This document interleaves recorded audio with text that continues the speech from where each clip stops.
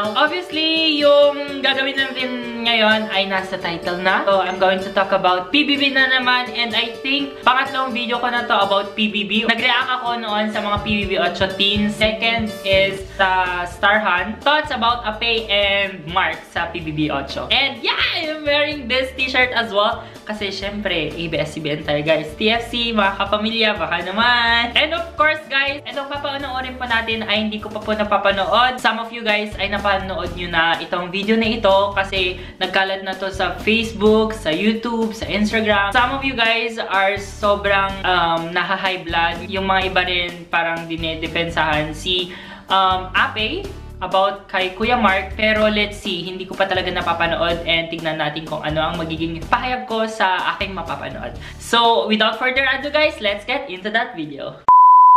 Ito yung first na in-upload ni Kuya sa Pinoy Big Brother YouTube channel nila. PBB 8, Day 19, Apey at Mark nagkasagutan sa gitna ng special task ni Kuya. Nang magkaroon ng break, kinausap ni Mark ang ibang housemates habang nasa garden area si Apey. I was praying na humupa na yung galit niya. Yeah. Talagang galit na galit siya sa akin ba? Hindi ko yun. Sitwasyon yun kayo. Parang nakita ko sa mga mata, galit na galit siya. Samantala, sa garden area, hindi na natiis ni Mark at nilapitan ang kapatid. Sana naman, para... Tapusin ko yung oras na ako lang mag-isa. Okay, kung ma-filled ako, okay lang. Hindi, kasi dalawa tayo dito eh. Dalawa tayo dito. Please naman, please naman. Hayaan mo tulungan kita maghila. Sige naman, hayaan mo naman tulungan kita. O kung mag-rest ka muna, ako lang muna sa saglit yung hanggang kaya ko, tapos pag di na kaya, dalawa na tayo maghahatak. Kasi andito pa ako, may lakas pa ako tumulong eh. Habang tumatagal, yung nararamdaman mo dyan ay mas lalong napapahirapan na yung sarili mo. Yan yung rason bakit hindi ka natutuwa na. Hayaan mo munang masagot yung mga tanong mo patungkol kay tatay. Hindi naman yun yung ano ko ngayon eh. Oh, gusto ko makita si Papa, matutuwa ako.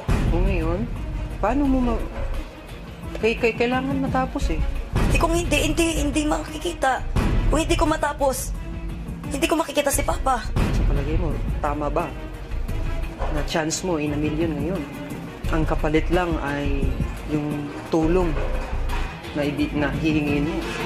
Gamitin mo ako para dyan. Ikaw na gumawa. Sige. Gusto mo? Oo. Ikaw na. Yan. Yan itong gusto mo, di ba? Yan. Ikaw na gumawa.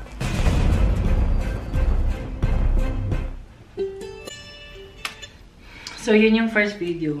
Grabe yung galit ni Apey kay Mark. Ito yung second video, guys. Si Mark sabik na tulungan ang kapatid. Sabi, pag gusto na niya, sinabi na niya eh, binigay niya sa akin na club. Di ba? Is it official, di ba? Grabe yung... Yung si Apey,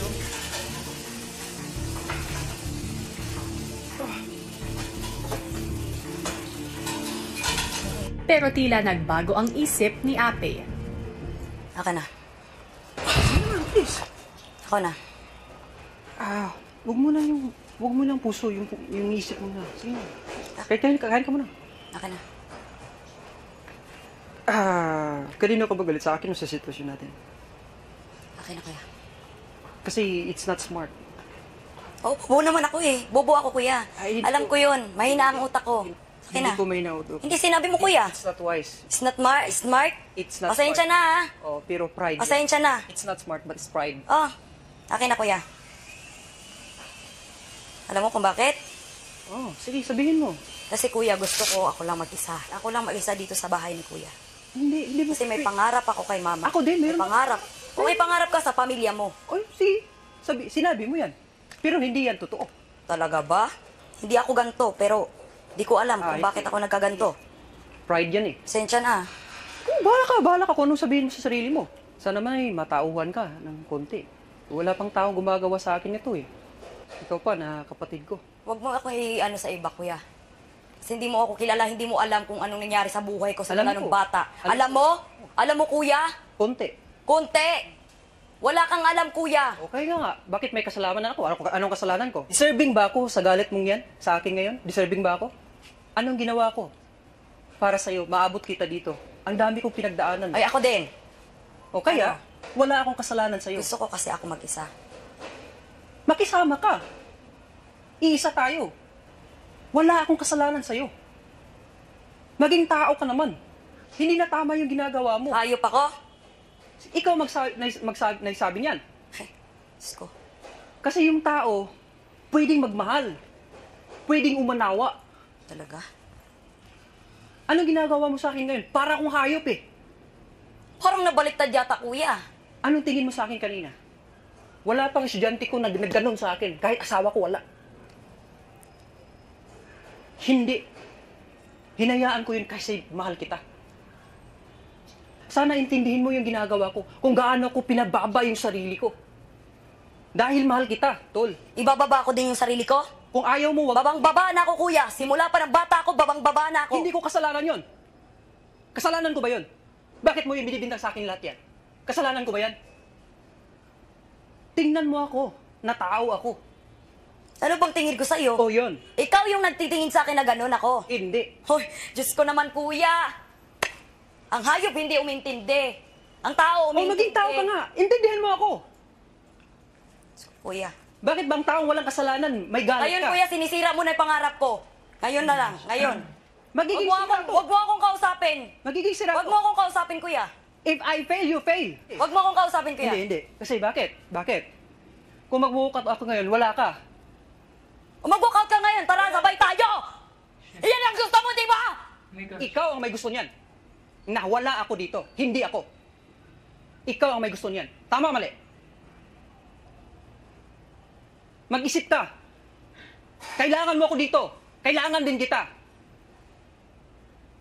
Mag-isip ka. Wala akong kasalanan sa'yo. Task natin to dito. Maging professional ka. Ginagawa ko to, andito ako dahil sa'yo.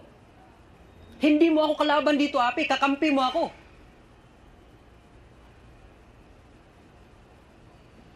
Buksan mo naman yung puso mo dyan. Kahit estranghero lang. Ni estranghero, di mo pwedeng ganunin. Hindi nga ako ganito. Hindi ko alam din sa sarili ko, kuya. Oo nga pues, makisama ka. Maging professional ka. Iset aside mo lahat.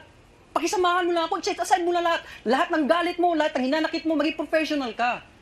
Kasi may pangarap ka eh. O ano pa bang mabigat na rason para hindi ka makisama? Pakikisama o pangarap? Alin ang mabigat para sa'yo? Mahal kita, tol. Kaya andito ako. Namimiss ko yung pamilya ko. Umiyak na ako dahil doon. Pero nalalaman ko na andito ka. Ginalingan ko tapos ganyan pa.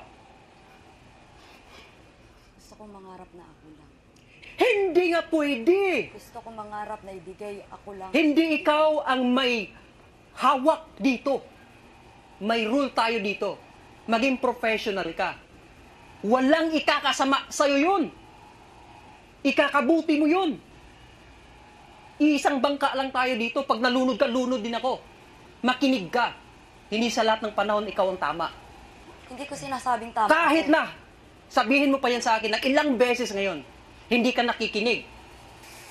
Iyan ang problema sa'yo to. Hindi ka nakikinig. Pangarap, nakikisama. Grabe. Oh my God, tong camera ko nalulubat. Hi guys, so itong next clip na... Netflix?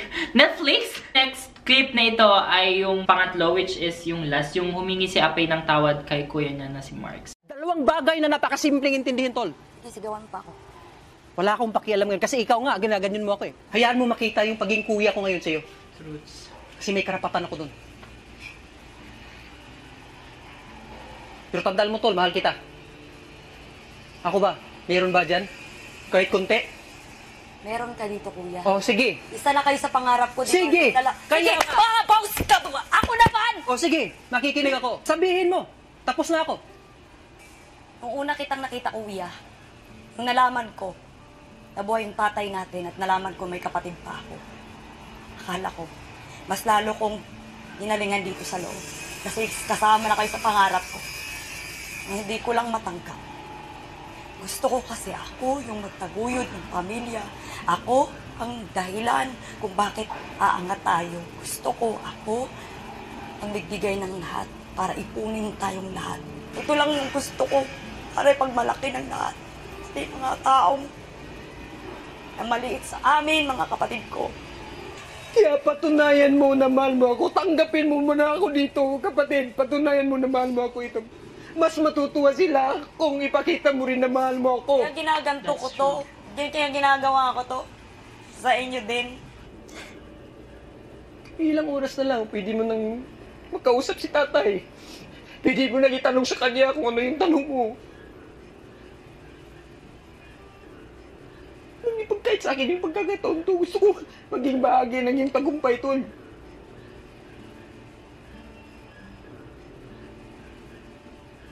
Sige na ba? Ayan mong tulungan kita, tol. Hindi mo naman ako kaaway dito eh. Huwag natin pahirapan ng isa't isa, please. Sige na, tol.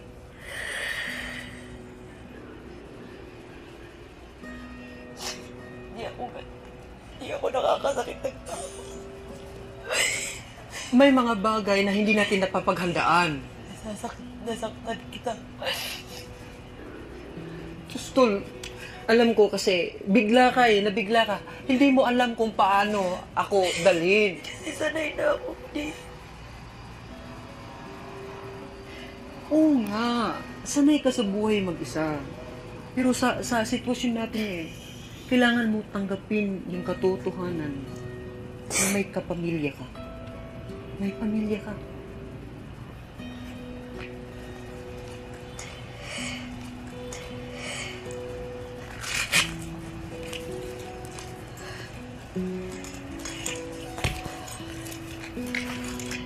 Okay? Hawag naman o. Please.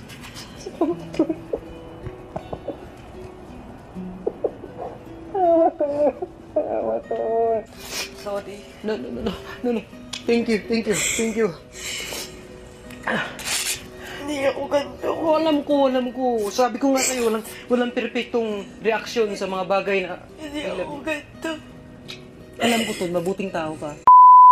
Grabe yung sitwasyon ng magkapatid ngayon sa PBB. Like, parang sa teleserye ko lang yung mapapanood, pero in real life talagang may mga ganun na sitwasyon talaga sa buhay. Yeah, tama rin sila na si Ape lumaki na being independent. Ayaw niya yung may tumutulong sa kanya, yung sarili niya lang yung kasama niya simula nung pagkabata niya. So, siguro, guys, don't hate me, Ape. Para sa akin lang to, siguro, wag tayo masyadong hard kay Ape kasi hindi natin alam yung mga pinagdaanan niya simula nung bata siya. Make sense naman yung sinabi niya. Pero in that point, sana naman talaga babahan ni Ape yung pride niya, di ba? Like, para maging professional nga siya kasi nandun sila sa sitwasyong ganon. May rule sila sa bahay ni Kuya. Gusto ko pa siyang magstay sa bahay ni Kuya para makita ko yung pag-e-evolve ng kanyang pagkatao sa loob ng bahay ni Kuya. In the end of the day, ma-accept niya din kasi yun na eh, it is what it is. Nandun na tayo sa sitwasyon na ganon. All we need to do is pagpasensyahan na lang natin siya. Titignan na lang natin kung ano pa yung magiging process niya pag nagstay pa siya sa bahay ni Kuya. And for sure, lalambot din ang puso niya sa kanyang pamilya. And I think both sides have to feel that way. Si Ape, parang takot siya dahil baka mag-fail yung kuya niya tapos magkaroon ng parang problem, ganun ba? And baka yung fail na yon ay may magiging epekto kay Ape rin. Si Mark parang he felt awkward and guilty siya kasi parang nakikisiksik siya, kumbaga. So, alam naman natin guys na si Ape went through her darkest time na mag-isa lang siya, na lumaki. So, parang nag-a-act siya na parang she doesn't want anyone in her life or parang ayaw niyang magpatulong sa iba. Gets niyo yun? Kasi hindi ko gets yung sinasabi ko. Pero ayun na nga, sana mag-gets niyo yung point ko. So, don't hate na lang guys. Hayaan na lang natin. Problema na nila yon na magkapatid. Basta manood na lang tayo. Kailangan lang niya ng pagmamahal and yung mga taong uunawa sa kanya. Hi guys! Pasensya na po at nalubat ang aking camera. But with that, I'm done with the thoughts and reacting to that video. Right now, Magsha-shoutout po tayo sa mga nagpa-shoutout sa Instagram and sa Facebook. So, let's get started. Kala mo naman, napakadami 2,000 years later. Guys, let's start first sa Instagram. I don't know if it's right, but... Joke lang, sobrang nainis na kayo sa akin, promise. But first of all, before I shout out you guys, grabe, gusto ko lang magpasalamat sa Filipino dahil feature po nila sa... Dahil feature po sila... Dahil feature po nila ang... Dahil feature po nila...